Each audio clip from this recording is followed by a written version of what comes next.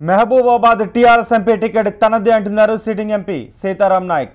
5 లక్షల మెజార్టీతో విజయం సాధిస్తాను అంటున్నారు. తనకు టికెట్ రాదని జరుగుతున్న ప్రచారంలో వాస్తవం లేదంటున్నారు.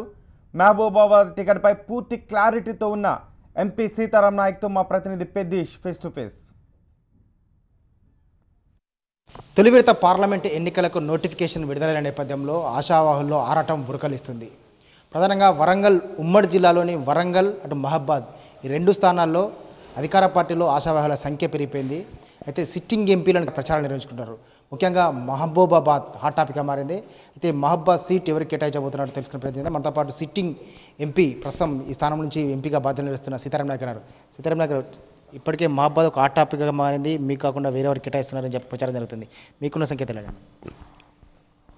నాకు తెలిసి గౌరవ ముఖ్యమంత్రి గారు గత శాసనసభ ఎన్నికల్లో ప్రచారానికి వచ్చినప్పుడు వారు సీతారాం నాయక్ గారిని తిరిగి 5 లక్షల ఓట్లతో మెజార్టీతో గెలిపించి పార్లమెంటుకి పంపించాలన్నప్పుడే అప్పటి నుంచే నేను ప్రచారంలో ఉన్న వారి ఆశీస్సులతోటి నాకు తోచిన విధంగా అంటే ఎట్లా ముందుకెళ్తే బాగుంటుందని ఉన్న. దాని తర్వాత స్థానిక సర్పంచ్ల ఎన్నికల్లో కూడా ఒక 80% మనకు వచ్చినాయి.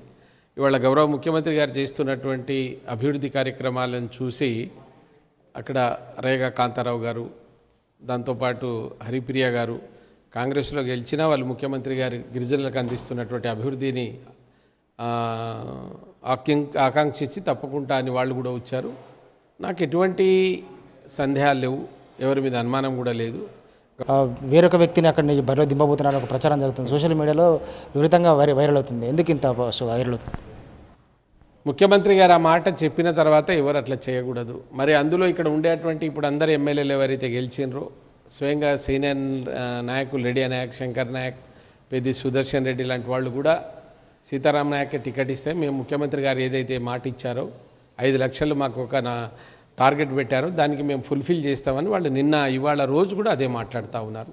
పోతే అక్కడ అక్కడ ఓటమికి పాలైనటువంటి 3 పినపాక, ఇల్లందు, భద్రాచలం ఎక్స్ఎమ్మెల్యేలు కూడా వాళ్ళు రోజు ఫోన్లో ఉన్నారు, మాట్లాడుతూ ఉన్నారు. వాళ్ళు అదే పనిగా అనేక సభలలో కూడా చెప్పారు. ముఖ్యమంత్రి గారు సీతారాం నాయక్ని 5 లక్షలతో పంపించామని అన్నారు. మనం దానికే కట్టుబడి పనిచేయాలని చేస్తూ ఉన్నారు. వాళ్ళు ఖచ్చితంగా మహబాద్ పార్లమెంట్ సీటు తనకే వస్తుందని ధీమా వ్యక్తం చేస్తున్నటువంటి సీతారాం నాయక్ ఖచ్చితంగా 5 లక్షల పైచిలకు మెజారిటీ సాధిస్తారనే పూర్తి విశ్వాసం వ్యక్తం చేస్తున్నారు. ఇక మహబూబాబాద్ ప్రజల దీవెనలు ఎలా ఉంటాయో వేచి చూడాలి. కెమెరా పర్సన్ శ్రీనివాస్తో పెద్దీష్, TV9 వరంగల్.